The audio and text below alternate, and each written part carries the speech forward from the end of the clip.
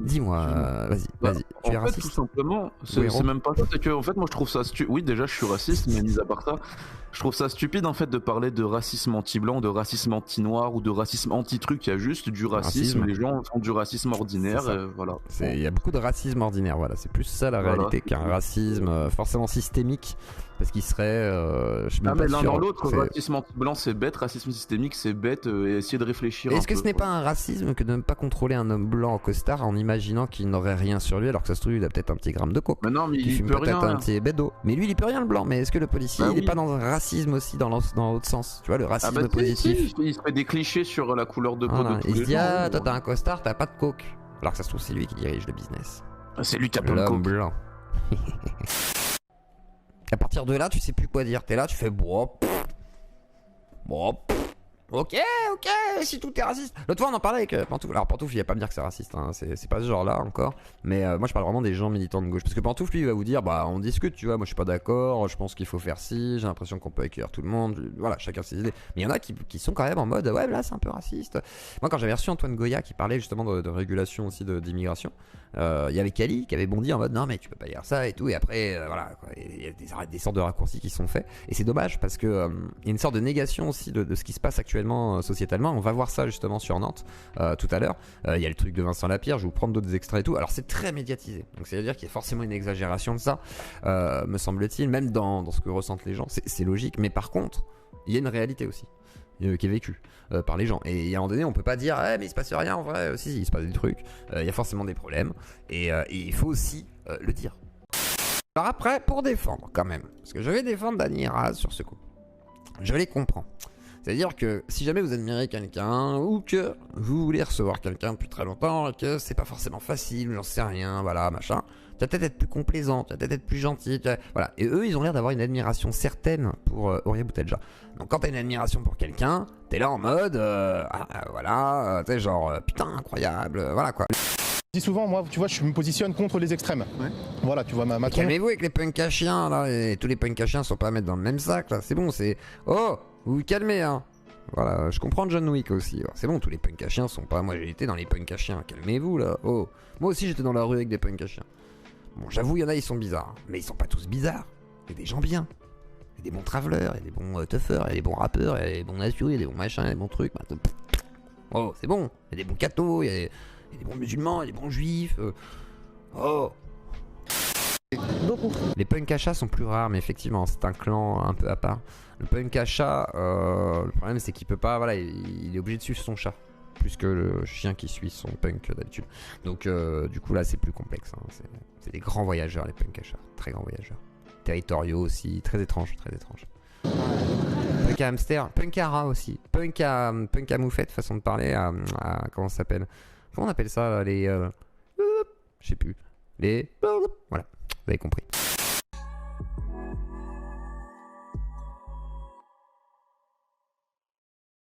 Attendez, ça sonne. Chut.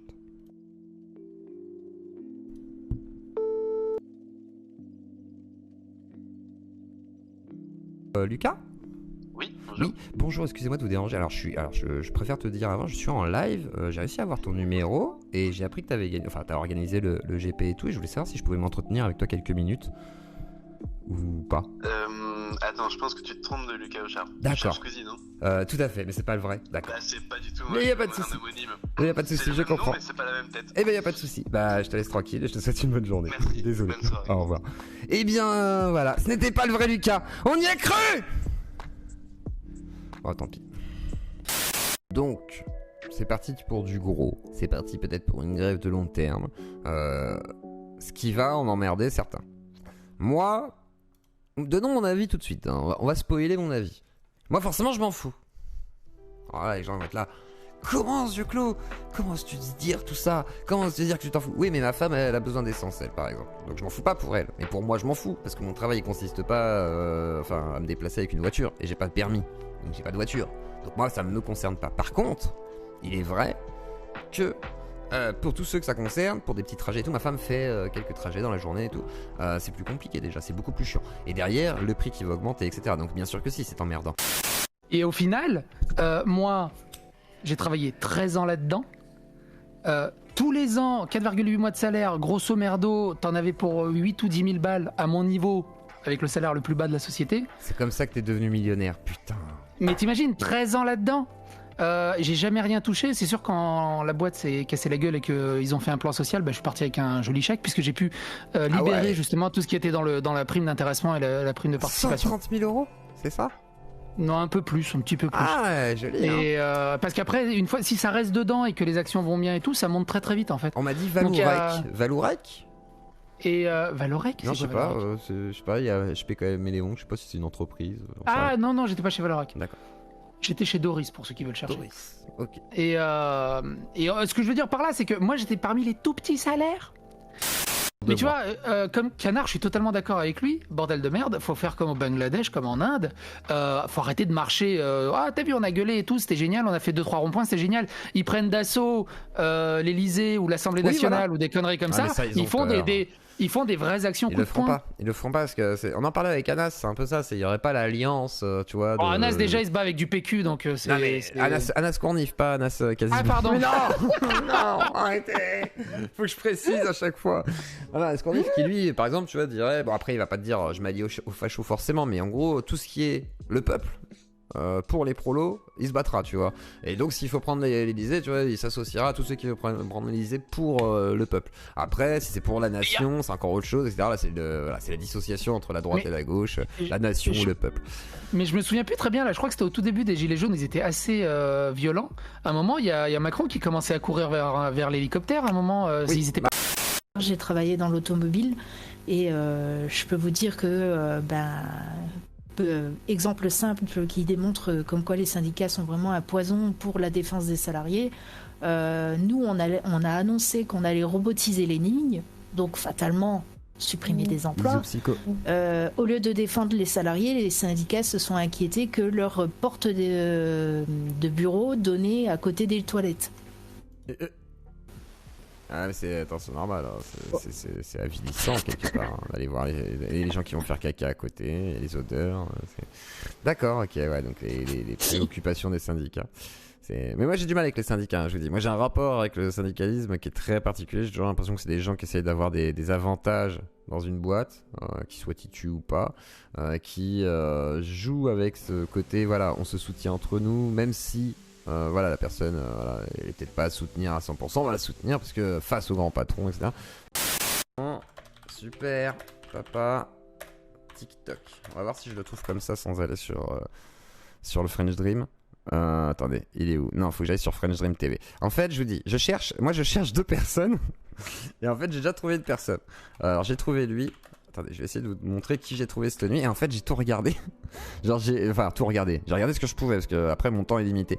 Mais non, mais je me suis fait absorber. En fait, surtout que j'ai la curiosité malsaine de French Dream maintenant. C'est-à-dire que je veux retrouver des personnages que j'ai vus. Tu vois, genre, il y a tel personnage, il est incroyable. Où est-il en réalité? Et genre, j'ai regardé. Et en fait, ma supposition que ces gens dont on rigole pour certains, etc.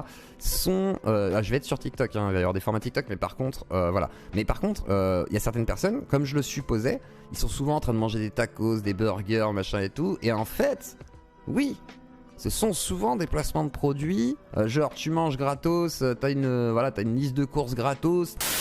Pendant la soirée, m'a fait des petits gnocchis. Vivre de la pub, oui, c'est du scénar. Alors, je sais pas si eux, c'est que du scénar. C'est ça la question. Peut-être, hein. Mais c'est pour ça que je sais pas. Et si jamais c'est un scénar, c'est des génies. Tu sors en boîte, bonne soirée, c'est ça. C'est du génie. S'ils font semblant, c'est des génies. C'est là où je dis, TikTok, ça peut être génial pour ça. C'est-à-dire que si vraiment c'est que du scénar entre deux, hein, qu'il n'y a pas de... Voilà, c'est génial. Par contre, il y a quand même... Moi, j'ai plongé dans leur TikTok. Il y a quand même une récurrence et au tout début, ça avait pas l'air d'être les placements de produits, c'était déjà là le truc. Hein. Donc, est-ce qu'ils avaient pensé à ça en amont? Non, je pense pas. Par contre, ils ont continué peut-être à travailler ça. Tu vois ce que je veux dire? Et effectivement, ils ont travaillé le marketing sur quelque chose qui a marqué dans leur mode de vie sur TikTok et ils se sont dit on va le reproduire et ce sera récurrent et comme ça permettra de faire une grosse visibilité. Et dans ce cas, c'est très fort et c'est un sitcom, exactement. Et moi, là, je suis en train de chercher l'autre avec le sourire incroyable. Si vous avez le nom de ce gars, vous savez, le gars qui est et qui est avec sa femme là, oh t'es trop belle et qui est là, clic clic pam pam, il pète des plombs et tout, il est génial. Je veux pas. Non. Ce que je faisais avant d'être élu, c'est presque un fil conducteur, c'est presque une ascension normale. Je suis pas carriériste et j'ai pas construit. Mais non, on est tous carriéristes, même dans le social. Encore heureux, c'est que t'as envie de faire plus, donc t'as une vision plus grande au fur et à mesure des projets que tu vas faire pour apporter aux gens. Donc t'es forcément carriériste. C'est comme dire, moi je fais ça par altruisme. On fait pas ça par altruisme. Moi j'ai travaillé beaucoup dans le social. J'adore ça. J'ai fait du bénévolat, beaucoup, au Resto du Cœur, à l'hôpital, etc.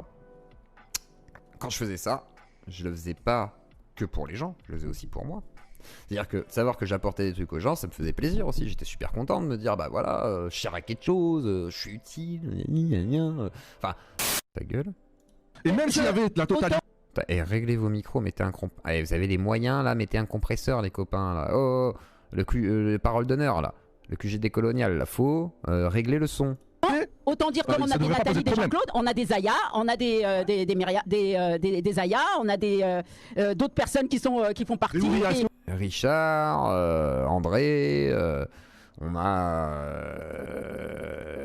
des Aya. Moi quand j'étais petit et que je n'étais pas grand, j'étais là. Oh mais la France est un pays qui te permet, toi qui es un peu différent, d'être français. Et être français, pour moi, c'était genre, bah t'es français, quoi. T'es pas forcément blanc ou noir. Après, t'es blanc, t'es noir, t'as tes origines, t'as ton histoire, ça c'est pas un problème. Mais t'es d'abord français, c'est-à-dire sous une bannière, sous une façon de voir le monde. Justement, un côté très universaliste, avec cette profondeur d'accueil, un petit peu catholique, machin et tout. Voilà, c'est la France, quoi. Après on va dire mais c'est quoi la France? Ça n'existe pas. Mais si, ça existe dans la tête des gens. C'est bien des valeurs qu'on nous a inculquées, de l'éducation, etc. Alors après tout le monde ne les a pas eues de la même manière, effectivement. Mais malheureusement c'est aussi ça. Moi tout simplement les critères que j'ai pour qualifier de quelqu'un de nazi, il faut que la personne soit suprême. Alors ça fait déjà... En fait on dirait qu'il a fait un concours de combien de fois il va dire nazi dans une seule vidéo. Donc si on peut compter là déjà... Combien de nazis? Il a déjà une dizaine de nazis. Ouais, on va dire 10 nazis.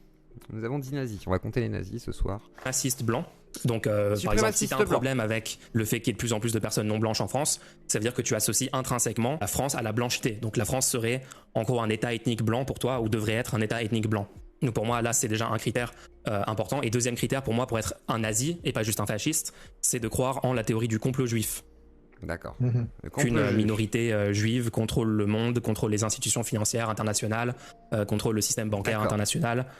Si jamais je dis à Bad Mulch, il y a des musulmans qui sont complotistes par exemple, c'est vraiment qui pensent qu'il y a un complot juif, réellement, qui domine le monde, limite Illuminati, sans forcément penser comme des nazis. Est-ce que c'est des nazis? Tiens, je te donne la parole pas longtemps, c'est le pauvre. C'est que ça, il bondit quoi. Je pense qu'il a. Je sais pas, parce qu'il y a des nazis. Non mais franchement, les nazis, vous savez ce que c'est les gars? Des nazis, c'est vraiment. En fait, un nazi, c'est un vrai gars qui. Comme il va te le dire d'ailleurs, le gars dans le truc, c'est un vrai gars qui considère qu'Hitler a raison. Qui va te dire, voilà, il a pas fait du boulot, et puis qui est en mode. Alors il peut être paganiste ou rarement chrétien. C'est d'ailleurs un clivage qui va souvent scinder un peu les cathos tradis, les païens un peu néo-nazis, parce que c'est souvent des païens, les vrais néo-nazis, c'est rarement des vrais cathos. Et après vous pouvez avoir des nazis cathos, mais c'est assez rare par rapport à ce qui est le plus répandu, on va dire. Et derrière, après vous avez des fascistes, effectivement, il y en a qui sont plus un peu sur la doctrine mussolinienne, le bastion social par exemple, qui a des références un petit peu comme ça, avec certaines bases qui peuvent ressembler des fois à ça, pourquoi pas, mais et encore dire que ce sont des nazis, des fascistes, ce serait compliqué. Ils peuvent avoir des tendances fascisantes, effectivement. Mais arrête de fuir. Et oui, je suis d'accord, mais t'as regardé une vidéo, tu t'es focus. Non, j'ai regardé des dizaines de ces vidéos, voilà. Je connais très bien ces vidéos. Alors attendez. C'est important là. C'est le moment important, c'est les preuves là, c'est le factuel. C'est la preuve que Valek est un véritable nazi. Il veut et dans cette élite depuis très longtemps, en fait, il a caché ça. Et là, on va le découvrir grâce à Bad Mulch. Attendez. International, tout ce que tu veux, pour les citer constamment dans les vidéos. Enfin, il faut à un moment, on n'est pas naïf. Constamment. Et oui, je suis d'accord, mais t'as regardé une vidéo, tu t'es focus. Non, j'ai regardé des dizaines de ces vidéos, je connais très bien ces vidéos. Dizaines de vidéos. Moi, ce que j'ai vu, de ce que j'ai vu et de ce que j'ai regardé. C'est pas comme si Valek, Valek Norage, personnage très connu du 18-25 à YouTube, en passant par toutes les autres plateformes, n'avait pas fait beaucoup de contenu. 10 vidéos sélectionné, j'imagine, selon l'obsession de Bad Mulch, à avoir des juifs partout en pensant qu'il lutte contre l'antisémitisme alors qu'il défend la Palestine bec et ongle. Donc du coup, ça va être compliqué à certains moments, mais il va falloir qu'on en parle un jour. nuancer les... La suprématie blanche, pour Mulch, c'est pareil que les Aryens. Parce qu'il n'a pas compris, Mulch, que la suprématie aryenne, il y a encore une sélection chez les blancs. Ça, il le sait pas. Ça, il en a pas conscience. Lui, il croit que Conversano, il pourrait s'entendre avec des nazis et que les nazis l'accepteraient dans leur régime. Pas du tout. Hein. Même pour la propagande, je suis pas sûr. Hein, parce que franchement, il est un peu trop métèque, comme on dit. Donc, il y a un moment donné où... voilà, quoi. Les gens qui appelleraient... Et lui, c'est un Albanais, quoi, Valek. Donc, faut arrêter de déconner, quoi. Ton nom de famille, c'est... Bah, moi, je suis germanique, bien sûr. Même parce que... Attends. En même temps, grand-papa était à tonton, hein, avec la petite moustache. Je veux dire, Charlie. Littéralement un mec qui promeut la théorie du complot juif et qui a que des positions fascistes par ailleurs. Si tu veux aller voir des gens qui l'appellent nazi et dire non, arrêtez de l'appeler nazi, c'est pas un nazi. Alors combien de fois le mot nazi dans une vidéo à votre avis? Je sais pas, j'ai pas compté, mais il y a au moins une centaine de fois. Du coup, ce ne sont pas des hommes qui... Parce qu'un travesti, ça existe, hein, les travestis. Des hommes qui se déguisent en femmes, tout à fait. Et après, t'as les trans. Les trans, c'est quand même un peu autre chose. Il y a un processus médical. Alors, tu peux considérer que ce ne sont pas des vraies femmes ou des vrais hommes. Je peux l'entendre. Mais il y a quand même tout un processus qui fait que tu pourrais au moins dire des trans, donc qui se prennent pour des femmes ou des hommes, avec tout le protocole médical et qui sera derrière mis en place. Tu vois, tu pourrais très bien dire ça. Mais non, là, tu dis quand même qu'ils se déguisent. Juste, ils se déguisent, quoi. C'est pas des transformistes, ils se déguisent. Donc c'est vrai que c'est un peu à charge quand même, hein. Je veux pas être méchant. Ils ont des pieds de hobbit, les semi-hommes.